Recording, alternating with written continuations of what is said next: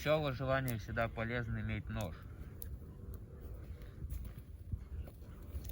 Это, по-моему, единственный Ножом полезный можно инструмент, который мы взяли с ножом собой. можно открыть сосиски.